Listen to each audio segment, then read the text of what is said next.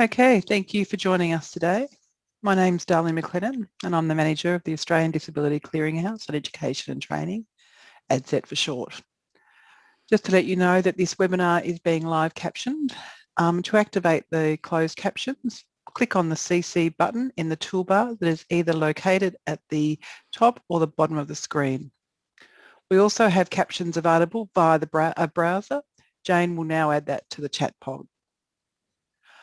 I want to start first by acknowledging that I'm coming to you from Lutruwita, Tasmania, Aboriginal land, sea and waterways, and acknowledge with deep respect the traditional custodians on the lands on which I am today, the Palawa people.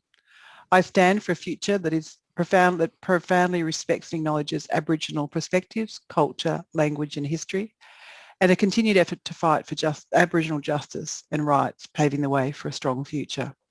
I would also like to acknowledge any traditional custodians, acknowledge the traditional custodians on the lands on which you are working or studying today, and any Aboriginal and Torres Strait Islander people who are participating in this webinar. It always was and always will be. ADCET is looking forward to bringing you our second webinar on relating to Claro software. Yesterday we were joined by Mary Wilcox presenting on Claro Read. And if you missed that webinar, the recording will be on ADCET in the coming week. I've noticed a number of people here today that was with us yesterday, so thank you for joining us again. But today we're delighted to welcome Stuart Marsden, the Product Manager of Claro Software. And like Mary, Stuart has kindly agreed to stay awake, and he's coming to us from the UK, and it's 12 a.m. Wednesday morning there. Actually, it's Thursday morning. So thank you. Friday morning. Friday morning, whatever morning. We're ahead of you. Excellent. So thank you for staying up. We really appreciate it. So Stuart will also be joined by Jim Spiralis from Spiralis Consulting, as Mary was yesterday. Many of you will know Jim from our previous ADCET webinars, and it's great to have him with us today. The presentation, Claro Writing Helper, create an essay with 7-step Claro Writing Helper process. Stuart will talk about how Claro Writing Helper offers students and teachers a simple means of breaking an essay writing process down into manageable and easy and understandable chunks of work. I'll be watching and listening closely as I'm looking at studying again this year. So any tips and tricks I can get in essay writing and support will be highly valued. Before we begin, just a few more housekeeping details. This webinar is being live captioned, as I said at the beginning, and it will be recorded. This recording will be available in the coming days on our website. If you have any technical difficulties, you can email us at admin@adcet.edu.au. Stuart's going to talk to us for around 50 or so minutes, and then we'll have time for questions. As usual, we would ask you to put the questions in the Q&A box, and that's where I will ask those questions from, and we'll have the up button or the thumbs up button that you can click to get the question up to the top. If you want to chat with each other, you can do so in the chat box. So feel free to say hello, just tell us where you're coming from, maybe what country you are from, and make sure either in the chat box and the Q&A that you choose all panelists and attendees, so everybody can join in the conversation. Okay, that's it from me, Stuart. Over to you. Thank you very much. Thanks, Jane, and thanks to ADCET for having me along. And it isn't really that much of a chore, staying up late every now and then. So it should be a pleasure talking to you today. Thanks also for referring to me as the product manager. I am just a product manager. There are a few others of us at Claro, but I look after study skills and a few other things, but generally it's the study skills that I'm looking after. So based on the need to sort of look at the study skills offering from Claro and try to help students study better, I came up with the idea, if you like, of trying to help students with their essays.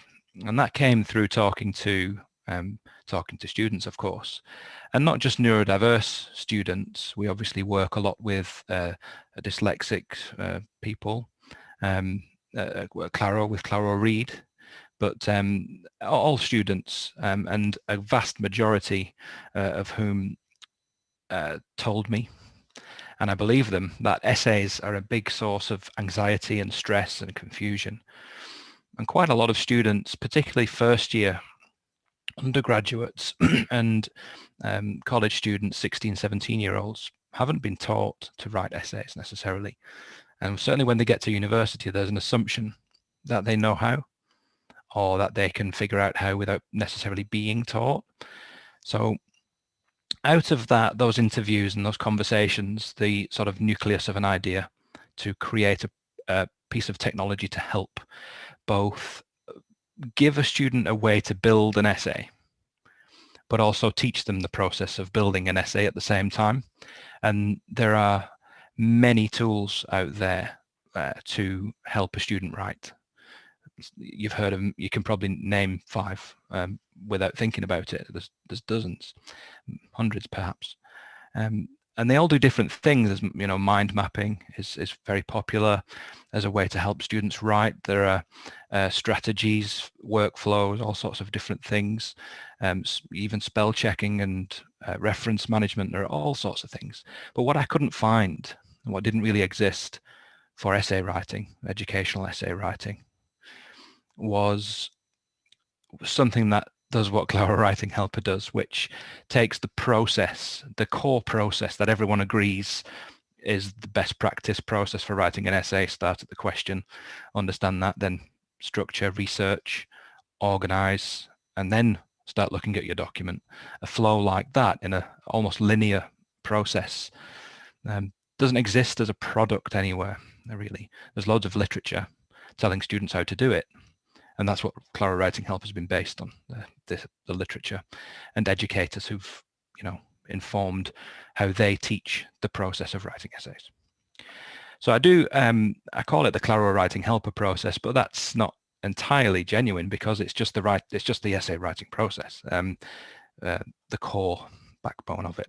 If you look at the product, I'm sharing my screen now, you can see this is Claro Writing Helper that you see when you launch the application, with the welcome window in the middle, and with start new project or open a project as options. But down the left hand side you can see 7 numbered steps, and those 7 steps are the linear Claro Writing Helper process. I'll briefly describe those from top to bottom. Then I'll show you a quick video which is just 3 minutes long, which we recently got made, and it's a lady with a much better voice than me who describes very concisely what we're doing. So that'll give you a good idea of what I'm going to show you as a bit of signposting. And then I will go through and I'll make a fake essay. I won't make a real essay, of course, not in the time we have, but I'll make an illustrative essay so I can demonstrate the core features of the product as I go through the Writing Helper process. So quickly then, from top to bottom on the left, you've got details, question, structure, sources. 5 is snippets, then review at 6, and then the 7th step is publish. So details is very simple. Enter basic details about your essay, just the essay title and your name and the word count and the reference style and things like that. It's just a form to fill in about your project. Very easy, no worries at all. Stage 2, question, encourages the student to focus on the question. So the part of the philosophy of Writing Helper is to prevent this issue of the student being overwhelmed immediately by having only a word count and a deadline and a reading list, and just not knowing where to start, often opening up a Word document and starting with in the beginning, the aim was, and then trying to write a linear essay like that, and it doesn't really work. So stage 2 is about the question. Understand what you're being asked and don't worry about the other stuff. Figure out how you're going to answer it, but don't worry about the referencing and what the Word document looks like. Stage 3 then is structure. So by now the student understands the question and how they're going to answer it, so they can put down a backbone, an initial outline of the order in which they're going to go about answering it. Stage 4 is sources, which is where they get some research done, so they can open up documents, PDFs, Word documents, images, websites. I'll show you all of that, and they can capture information. Once they've captured the information in stage 4, they can slot it into the structure they made in stage 3, And they can do all this in stage 5. So 5 is where 3 and 4 comes together. So you slot the research into your structure in stage 5. And you can shuffle it all around until you're telling the perfect story in the perfect order. Stage 6 is review. So you get to see what you've done so far as it looks a bit like the Word document's going to look like. And finally, publish. Unsurprisingly, I guess, lets you publish your essay to Word. And I'll show you all of those things. But let me show you that video I promised first, and I'll come back. Our intuitive, simple software takes the stress out of essay writing by giving you 7 clear, easy-to-follow steps that help you organise your thinking, develop the flow, review sources, and produce great essay content. In this quick guide, we will take you through the 7 stages of Claro Writing Helper's essay writing process. The first stage in the process is straightforward. Enter basic details about your essay, like the title, the word count, and referencing style and deadline. It's normal at the start of writing an essay to worry about references, word count, and organising what your document will look like. This can be very stressful, even overwhelming. Claro Writing Helper's second stage removes all this noise and lets you focus only on the essay question. Here, you can centre your attention on what the essay brief is and what you are being asked to do. Don't worry about things like layout, research and references just yet. The third stage in the Claro Writing Helper process is to create an outline structure, now that you have an idea, from stage 2, of how you will go about answering the question. This third stage is where you can arrange the essay's elements from beginning to end. Stage 4 lets you research and capture information to help your essay tell its story. Claro Writing Helper opens websites, Word documents, images and PDFs. Find and capture key information in these sources using highlighters that match your essay sections. You can even define your bibliography here to make your referencing less time-consuming and to remove stress. Once you're happy with a snippet, you can move it into your essay, where it will slot into the structure you've already defined in Stage 3. Stage 5 lets you organise all the snippets into your essay. Like sorting a card deck, drag and drop snippets through your essay structure. You can reword snippets and add custom snippets to tie your essay together. With your essay coming together, Stage 6 lets you review what your essay looks like so far and fix any outstanding tasks or issues. The 7th and final step in the Claro Writing Helper process is to publish your essay to Word. You can see an essay health check with pointers on how it can be improved, unchecked tasks, snippets that aren't yet in your own words, whether you have missed your word counts and more. Claro Writing Helper will produce a perfectly formatted and referenced Word document for you. This video is a quick start guide to the 7 stages in the Claro Writing Helper process, but our support is always just a click, an email or a call away. For any further information, please don't hesitate to get in touch. And thanks for choosing Claro Writing Helper to take the stress out of essay writing. Thanks for that, everyone. You might have noticed a UK phone number there, but I'll introduce Jim later on, who can talk a little bit about how you do get support and help from us via our friends in Australia and the other side of the world. So also, there's quite a lot of information in this product. Unlike Claro Read and most of our other products, which are quite simple in what they're trying to achieve, Claro Writing Helper is naturally more complicated because it's trying to help a student do a more complicated thing, more faceted thing to create an essay than to read. So, but with that in mind, I've created a few short videos, a couple of minutes long, that describe each of the processes that I'm going to talk to you about today. So rather than a perhaps overwhelming 50-minute webinar, it's more of a Clara Writing Helper-esque bite-sized chunk approach. So Jane has a link that she'll share in the chat to a YouTube playlist which just contains more bite-sized pieces of information about what Clara Writing Helpers what Clara Writing Helper does. So without further ado, then I think I'll start my little fake essay, and I'll take my time. I've got about 30 minutes or so to go through it, so I'll pace myself quite well, I hope. So I'm going to start a new project. So the welcome window, I'm hovering over that button there. I'm going to click Start New Project, and it will take me to stage 1. And you'll see when I do that on the left, stage 1 is now highlighted. So I'm in step 1 of 7, and let's get cracking. So you can see it's remembered my name there because I've used it before. One of the philosophies we have is to not require typing where it's not necessary. That's a good philosophy. I think technology can help us do quite a bit. It's a good time to mention that actually the whole product here, wherever there's text input, such as where I am now, the full title of the essay, I could use a dictation software to actually speak the text. So I don't actually have to type anything if I was really unable to or didn't want to, or preferred not to. And conversely to speech to text, there's also text to speech. Clara Reid, you would have possibly seen the webinar last night, a sister product. All of the text, even the uneditable text like that, enter your essay information, can be selected and read to the student by a product like Clara Reid, and any other text to speech application would allow the same text to speech.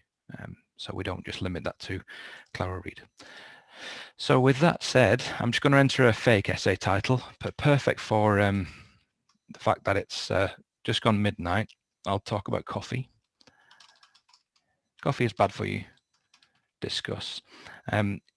I've used this example before in the YouTube playlist. I think there is a webinar where I go through this process with the same essay title, so you can get a different perspective. But it's a good example. It's nice and simple, short, and it has the core elements of a good essay question. The rest of the fields here are actually optional. So I've put in, all I've done is type in the essay title, and I can leave it at that. But I'm going to fill in the rest anyway. So short title, I'll just call it AdSet essay. Preferred reference style, this matches, you get a list. If you click that, it drops down. That list matches precisely the version of Word you have. So I have a version of Word, it's probably the Office 365 version. So this possibly reflects exactly the reference styles that your version of Word offers you. If you had a different version of Word, that list would be different to reflect the version of Word that you have. And you can select this now, or you can change it later, but you don't need to worry about it, certainly. So I'll pick IEEE because I'm familiar with that as an engineer. And next is word count, 1, 2, 2.5, or 3,000 words. I'm going to put a custom value in instead, 500 word essay. And then you've got your start date, which is Friday, the 26th of February. And the due date is 2 weeks. They're just default values. I can change either of those. I think if I was a real student, maybe I would change the deadline to today. I'm sure many students are still guilty of the same, but let's give them some benefit of the doubt and assume that they're giving themselves a nice full 2 weeks. So that's it. That's stage 1 done. We can come back and edit it later if we realize there was a typo, perhaps in the title, or we want to change the word count, or we got an extension, whatever. We can come back and change that. We can either click continue on the bottom right there, or we can just click any one of the other buttons. I'll do that. I'll click to stage 2. And before I go into stage 2, I just want to say that each of these tabs on the left-hand side, 1, 2, 3, 4, 5, 6, and 7, takes you to a different screen in the center of the application. And each tab is just one screen. There's not different pages and things like that. So there are basically seven pages in the application. And the most complex is the middle one, stage 4, which I'll spend some time explaining, but the navigation isn't very complicated. It's easy to navigate. So I'll go back to stage 2 now. We're going to look at the question. So the whole purpose of this page is quite simple. It's incredibly simple. In fact, it's all about put the blinkers on. Don't worry about the things that you need to do later. Don't worry about the structure. Don't worry about your research. Don't worry about the referencing or formatting of your bibliography or your Word document, your font size. Don't worry about what the Word document looks like. Don't worry about spelling mistakes. Don't worry about all those things that you're overwhelmed about. Just put all that aside. Don't worry about it. Pretend it doesn't exist. And do this first. All you need to do, and it's the first thing that you should always do when you're given any assignment, not just an essay, if you're asked to build a table, or if you're asked to go to the shop and buy some stuff for the house, or you're writing an essay, you're told what to do, you're given a description of the task, so you need to understand what you're being asked to do. That's remarkably obvious probably to most of us, but we had to learn that. Most of us, I certainly did, most of us learned that the hard way. And maybe we all know an anecdote or two of people who've written extremely well. They've written essays that they thought were excellent, really well written, well argued, got low marks because they didn't answer the question. So that's what we're trying to encourage them to do here. Understand your essay question. That's what it says at the top. And there are two tools that we're giving to do that. And I'll start with the instructional verb tool. You can see that in a couple of places. At the top, the word discuss has been highlighted in a darker blue, well, a brighter, more bold blue, because discuss is a common instructional verb. And explain, compare, argue, there are many instructional verbs, but in this case we have discuss in our essay. And what we've done at the bottom here is give definitions of that word. And you can see the source. You can click on the links below. There's 4 definitions, I believe. Yeah, 4 definitions of discuss. I can see where it came from. This came from the ocr.org.uk, Oxford Cambridge RSA examinations. And you can select that to have it read to you if you had Claro Reader or another product that did text-to-speech. So I've selected that and it would read it to me, or I can just read it. It says, give an account that addresses a range of ideas and arguments. And that has the word account in it. So maybe account is a similar word to discuss, or the next definition says that argue or evidence or examine are also similar words. So I can explore what does examine mean. I'll click that. I can see that means to look at, inspect, or scrutinize carefully or in detail, and so forth. So the student can just spend a little time understanding what the instruction is, because that will can dramatically alter the flavor and tone and direction that an essay, or completely alter the meaning of the question or the task. So that's it. The student might be very comfortable with this, they might not. The tool's there, and no one's forcing anyone to use that tool. It's just about encouraging them to consider these things. So the other thing, and this is a little bit more abstract perhaps for new learners, and it's a concept called open concepts, or an idea called open concept. And an open concept, quite simply, is something that needs to be defined, something that is open to interpretation.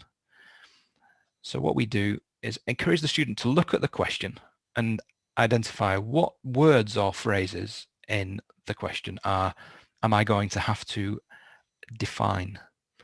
And coffee, just click the word in the middle. Coffee is an open concept. I'll explain why I think it's an open concept in a moment. The other one is bad for you. That's also an open concept. What do I mean by that? So what do I mean by that? What I mean by that is that coffee is bad for you could be interpreted in a number of different ways. So in the context of what you're studying, if you were studying medicine, this would be a different essay than if you were studying ecology, maybe, or economics. So coffee is bad for you as a medical student would be caffeine, maybe, is bad for your heart. Or drinking too much coffee is bad for your digestive system or something like that. But perhaps spending lots and lots of money per cup at Starbucks is really bad for your wallet. Maybe the farming of coffee is bad for the rainforest. So there's 3 examples of how this question could be interpreted. So it's important for the student to think about that. And in your essay, you need to say, what I'm taking the question to mean is coffee, I mean caffeine, so I'm not going to consider decaf, and I'm going to take a look at its implications on your heart health. And that really helps the student focus what their justify their interpretation, and then focus their answer on the interpretation that they've given. And if they've given a rational interpretation of the question, then you know, they're much more likely to be answering, much more likely to get the marks they want. And finally, there's just a button on the right hand side called with a mind map written on it. Now, I'm not going to click that. If I did click it, it would open up another product called Claro Ideas, or Claro Ideas Web, which is free. If you have Claro Read as a site license, as an organizational site license, you'll have all of those products free anyway, including Writing Helper. But what we're doing here is just encouraging, again, the students to think about these open concepts into mind. I have Post-it notes in front of me. I've always got Post-it notes around me. That's my way of mind mapping, if you like, physically, tactile, different coloured Post-it notes all around me. You can only see my shoulders and my head, but my desk all around me is covered in Post-it notes. It's the way I organise my life. So the student can just close their eyes and think about these words. You know, they can scribble something, they can open up a mind mapping application, doesn't really matter. All we're doing is encouraging them to think about it. And when they're comfortable, when they know that they are going to discuss the fact that caffeine may or may not be bad for your heart, they'll then move on. So that's it. There's a lot in there for a simple one-page interface, but it's, again, it's back to that concept of don't worry about the other stuff. Get the question understood first. And the next natural thing to do once you understand the question is to move on and start to put a structure down for your essay. Or some students might start to get some literature ready, which we'll come into in stage 4. But stage 3 in the Writing Helper process is structure. So I've just clicked stage 3 on the left-hand side, and it's brought this new panel up here.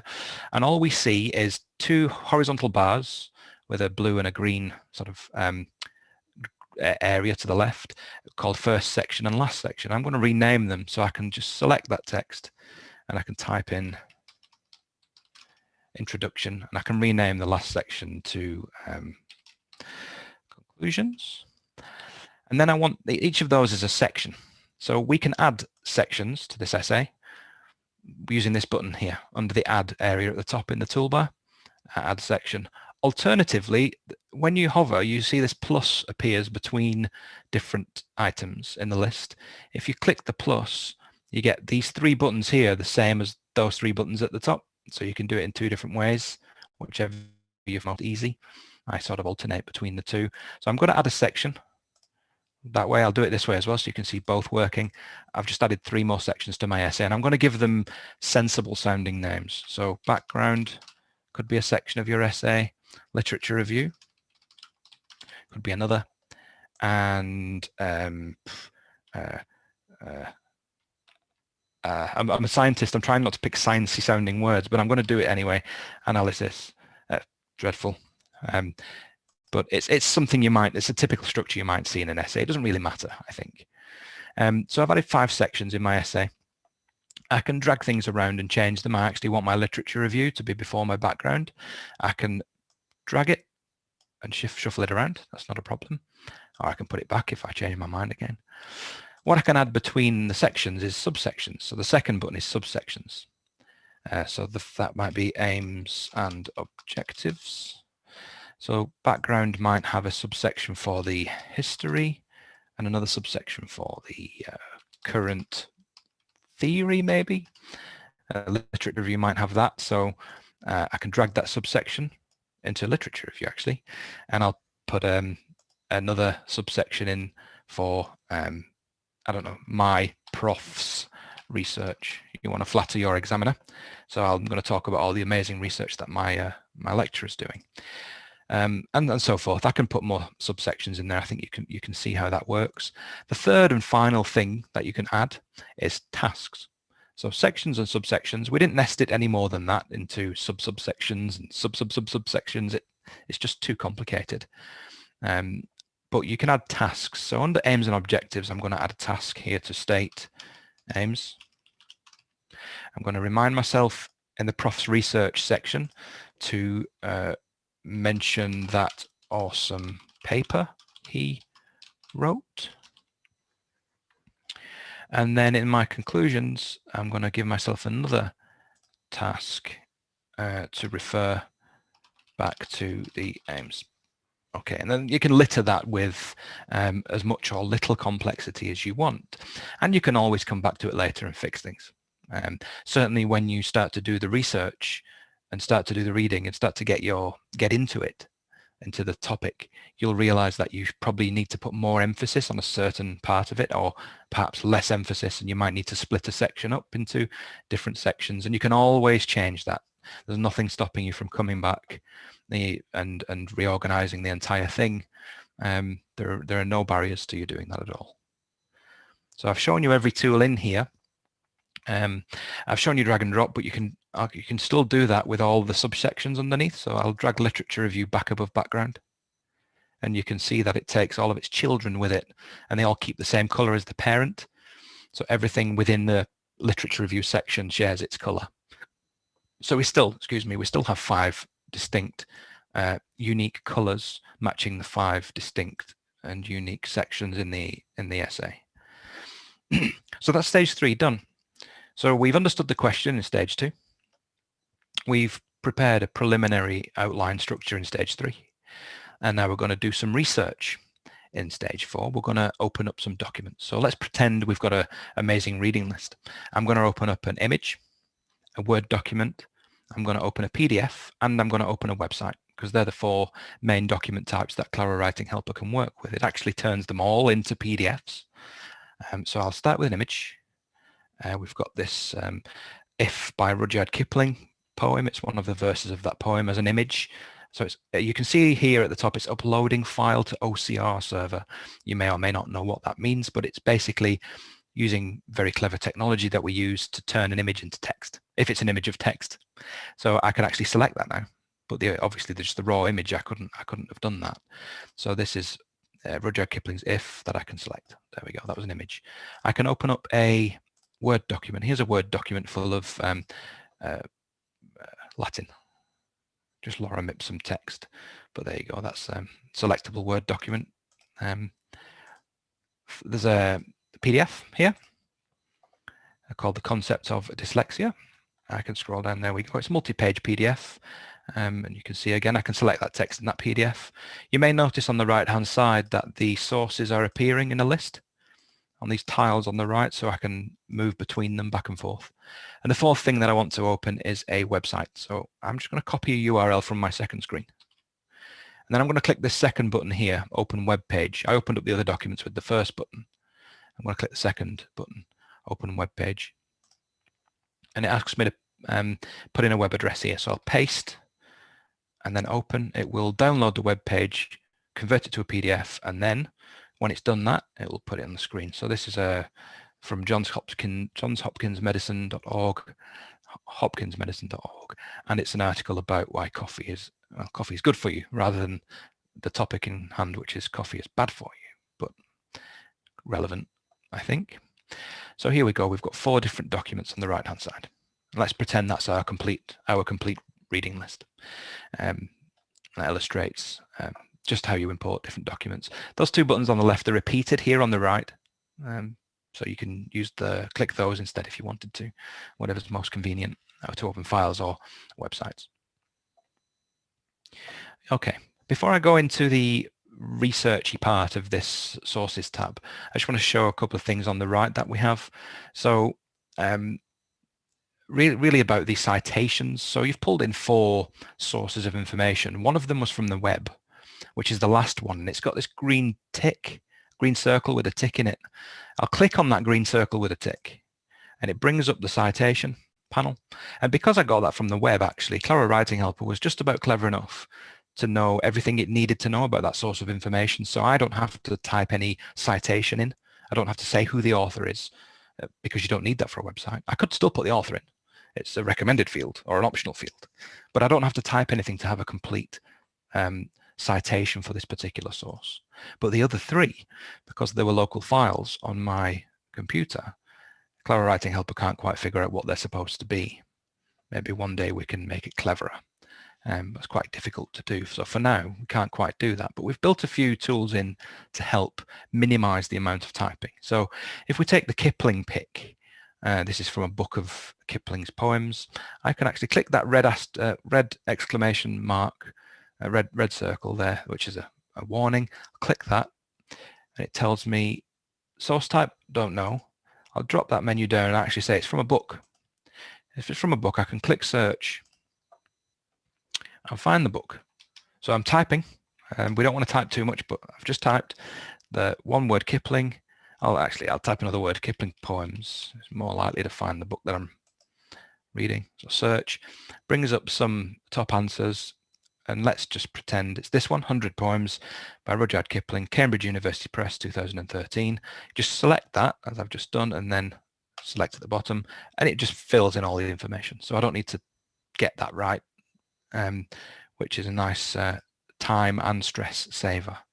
So I'll save that. And now we've got 2 of our sources of information are very happy. And I could do that for the other 2 as well, but I won't, because I want to show you how that presents you get reminded later that you still don't have all the right information for your bibliography. So I want to keep some of them incomplete. So when I talk about research, I want to remind you, but I'm going to go back to stage 3 now for a second and just remind you to look at these 5 colors. So we've got 5 unique colors there that represent the 5 sections. Now those 5 colors you might have recalled from the video at the beginning, given to you now as highlighter pens. So stage 4, if you go here into the review area and pop that drop down, you'll see 5 different highlighter pens that match the essay sections, plus a 6th at the top for unsorted. That's just when you see a bit of information in a source that you really want, and you don't quite know where to put it in the essay. So I'm going to go through, I'll go through this concept of dyslexia article, this PDF journal article. I'm going to just highlight some things. So what a student would do here, I'll just toggle on the highlighter button, and I'm going to select introduction. And pretending I've got this blue highlighter in my hand, I would just go through this and highlight all the things that I think are relevant for the introduction. So let me do that. I'm just going to highlight that first sentence. And you see it highlighted in blue, and it also appeared in the right-hand side there. And now I'm not going to describe much what I'm doing. I'm just going to capture some things randomly for each section. I'm not going to pay much attention to what I'm doing, just to illustrate what happens. You can see that I'm capturing information from this source, and I'm putting it into it's filling the panel on the right hand side, and it's highlighting. It obviously looks terribly messy, and I don't know, it might look like that. You can actually overlap, you can overlap highlights as well. I didn't overlap any there, but you can highlight the same information a number of times like that. So let's pretend I did that deliberately and with care, and used text to speech to have it read to me, and I really thought about what I was highlighting, and I've got all this information on the right hand side now that I want to put into my essay. So how do I do that? So let's just look at the very first one, which is this first sentence, developmental dyslexia is a term used. That's this highlight here, developmental dyslexia is a term used. This again is selectable. I can have text to speech read that to me, or I can read it myself. And I can decide, yes, I do want that, but I don't want it in my introduction. Perhaps I can change where I put it. I'll put it into analysis. You see it change color, and so did the highlight in the PDF. And when I'm happy with it and I want to put it in my essay, I'll click that paperclip. And each tile on the right has a paperclip, which means scrap a book, capture it if you like. So I'm going to click the paperclip. It's gone from the list on the right in the highlights panel, but it's still highlighted in the PDF.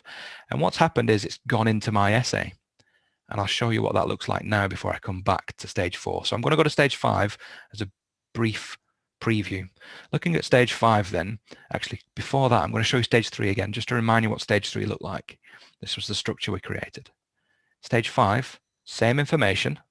You've got a bit more going on the right hand side, this white blank area at the moment, and you've got a gap at the top with that says no unsorted snippets in it. So it's just a little bit more complicated than it was, but we've sort of unfolded the complexity rather than throwing you in at the deep end. But what you can also see, hopefully down here in the analysis section, is that snippet that we've just harvested. A couple of warnings next to it. I'll go through what they mean in a moment. You might recognize the first warning. because it's related to the citation not being complete for this source. And the second warning is about plagiarism and originality of the content. Currently, that's not your own words, basically. I'm going to go back to stage 4 now, and I'm just going to show you a couple more things. There's some sorting tools here, so I can show the order in which they appear in the source document. That might be easier. I can show the order in which they appear in the essay, or I can show the order in which I highlighted them, which happens to be the same order in which they appear in the essay. But I can then go through them all. I can change where I put them if I want to. I can remove them with the bin if I want to. There was one down here that was really this one. I'll just click the bin. It just removed it unhighlighted from the document and just disappeared. And instead of clicking the paperclip 100 times now, or 10 times or whatever it is, I can just finally click that one button in the top right hand corner there to move all highlights. Click that, they all disappear from the list on the right hand side. They still stay highlighted in the PDF in the middle, but now they're all in stage 5. I've just clicked on stage 5 on the left. You can see all those snippets have now appeared in my essay.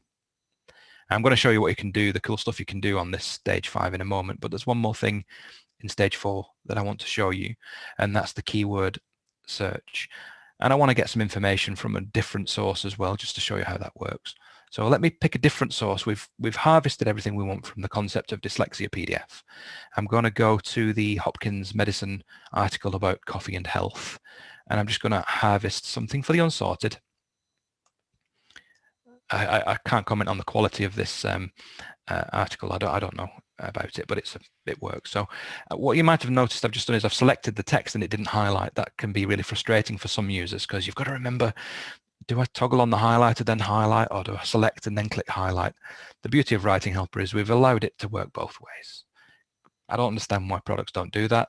So I've selected it and then realized, oh, it's not highlighted.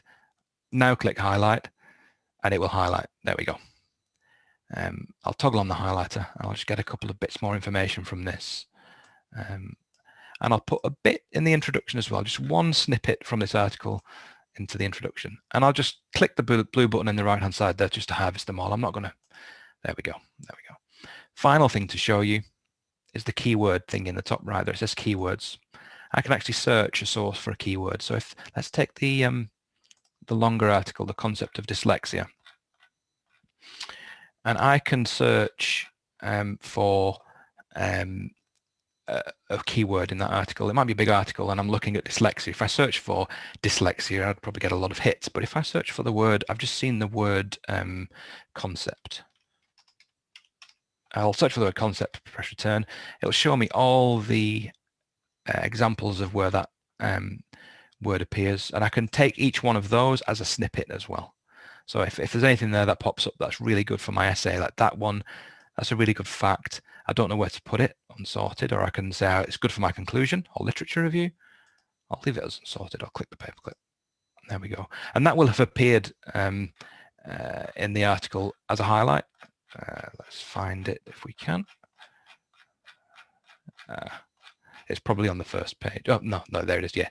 So it's appeared as a highlight in the document as well. So that's another way of capturing information. Okay, I'll move on now. I've got a few more minutes. I think I'm doing really well for time. I hope you're still with me. Yeah, it's quite a lot to cover. So we're nearly there anyway. So I'm just going to quickly recap. We've understood the question. We've structured our essay. We've done some research, captured some information, and slotted that into our essay. So the same tools are available to us here. I can drag these around. I can structure things, make sure they're all in the right area. I can change my mind, actually. I've just moved that from analysis and I move it into the literature review, and it changes color to match its parent. And there's two more things I want to show you. You can reword them all. So this one, when I click on it, you see how it flashes on the right hand side to draw your attention. I can also click that second warning icon. It does the same thing. And as soon as I start to type something in here in my own words, according to me, and then on the left, these are both green now because this is from a source that is fully cited and it's been written in my own words. I'm not plagiarizing it. So happy, very good. I can also click that little icon on the right hand side there in the write in your own words dialog box sort of area, and that inserts this text, which tells the Word document to insert the actual reference when it builds itself later. So this is the author's original content. The original author said this, and I've said this. I've selected them both. Text-to-speech might have read them to me if I had it open. Alternatively, for any other one, I can click the Mark as Quote button, so I can actually just capture that direct as a quote from the source. You can see on the left here now, that's gone green to say it's happy, and it's gone italic with inverted commas. And I can work through all of these, fixing them all.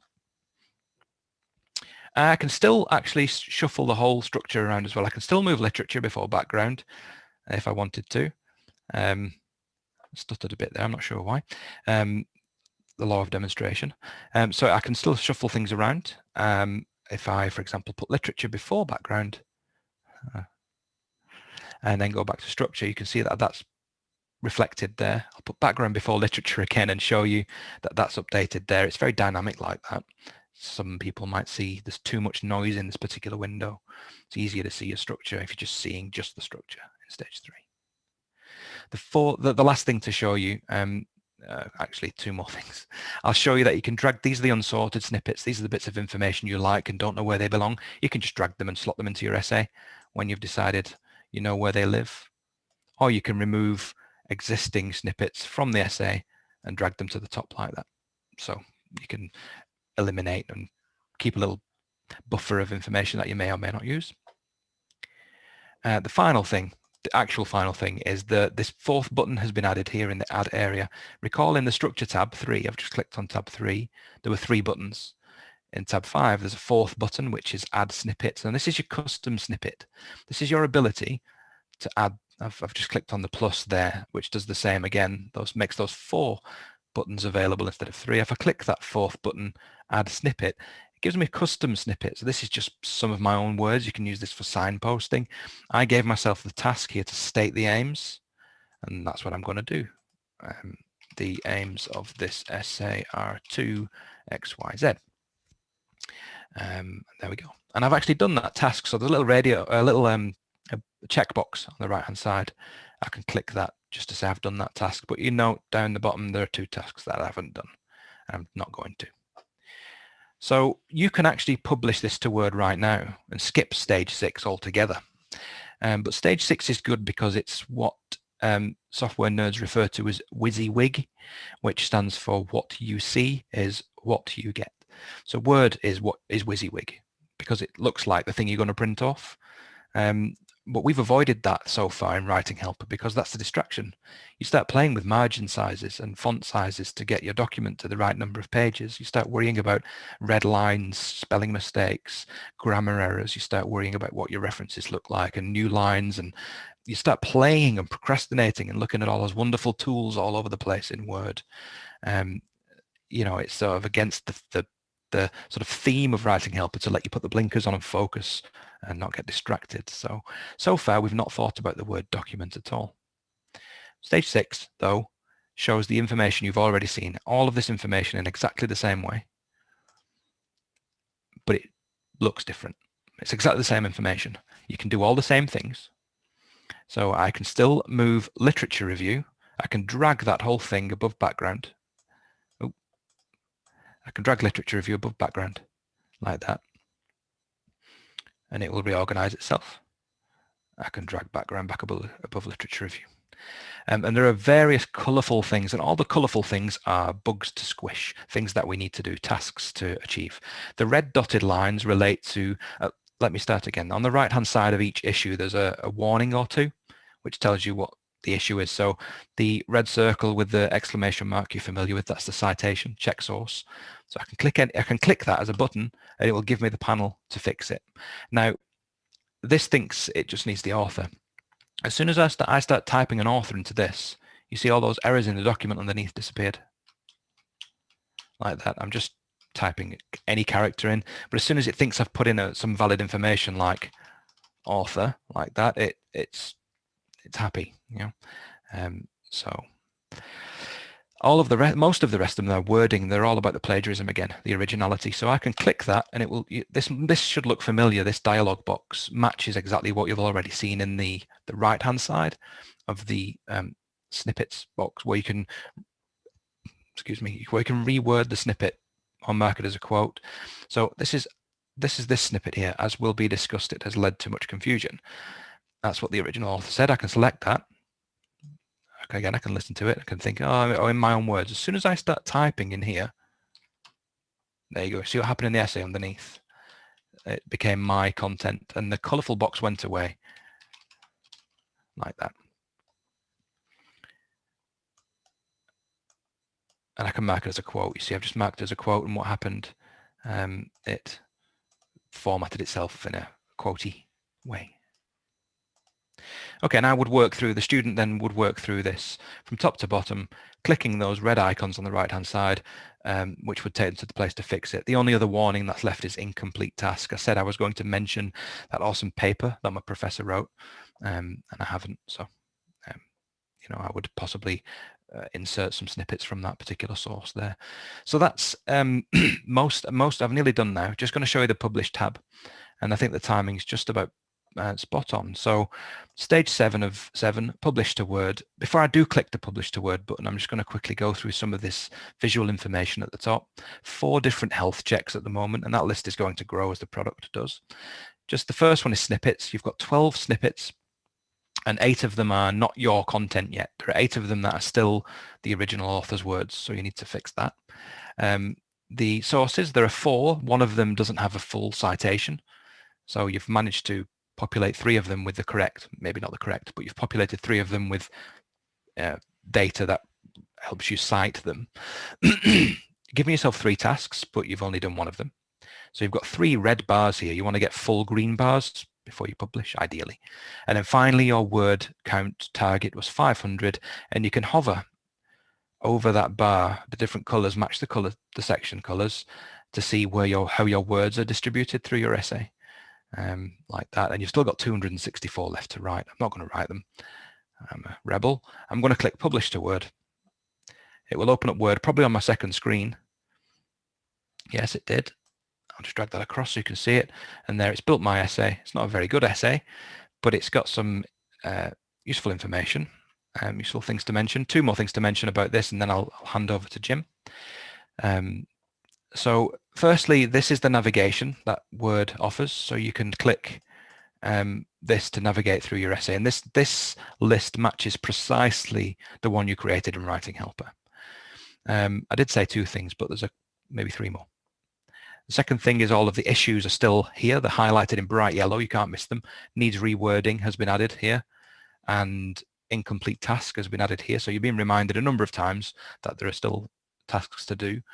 Things to fix. Then finally, actually, this is the last point, is this is a proper formal Word bibliography. So if you use the reference management system add-on to Word, for example, it wouldn't conflict or clash with Writing Helper. I asked for an IEEE style, and it's created an IEEE thing, bibliography. And if I clicked on references in Word, IEEE, I can still change that. Nothing's stopping me from changing that to Chicago, for example. And you can see here where things are actually referenced. It's in the Chicago style. So that is me done. I'll hand over to Jim now, and then questions. So I realise there's about 6 minutes left. I think we're okay. I hope that's all. I've not gone on for too long. So over to you, Jim. Thank you, Stuart. That was fantastic. My last study was some 15 years ago, and as a mature age student, if I chose to go back to do some further study, this would be an amazing tool to use. So it's almost a universal design tool that can, I know it came driven out of students with learning difficulties and neurodiverse students, but it certainly has benefits for all. Yes, just to quickly, I only want to take 1 minute, and then we will go to Q&A that Darlene will manage. It's just that in my role here in Australia is, as you are aware, with a whole range of technologies, is to support universities with trialling, with the implementation and support, but also to put these technologies into the hands of staff on campus so that they can build their capacity to support their students. So accessibility advisors do get Writing Helper if they with their complimentary copy of Claro Writer, but for in some universities where you may have study skills teams or literacy support teams, whatever they're named, they can certainly have access to Writing Helper, because we'd like them to get their hands on it, become converse with it, demonstrate it to students, but also then use it to encourage students to use it, not just to write their essays, but to teach them how to write that essay, as Stuart mentioned. So certainly after this event, if you'd like to contact me to discuss getting your hands on Writing Helper for your literacy support teams, or to talk about Claro Pro as well, Claro Read Pro, please don't hesitate to contact me. I will head over to Darlene. Thank you. Thanks, Jim. Thanks, Jim, and thanks, Stuart. It's awe-inspiring. I think Susan summed it up quite well with saying, not a question, but I'm totally in love with this product. Amazing. Thanks. So I Great. think she says it all. We only had one question, which Andrew kind of answered himself, is that is it accessible for screen reader users? And kind of Andrew said the fact that it was quite visual, it may not be. Mhm. So yeah, Mhm. is it? Screen reader?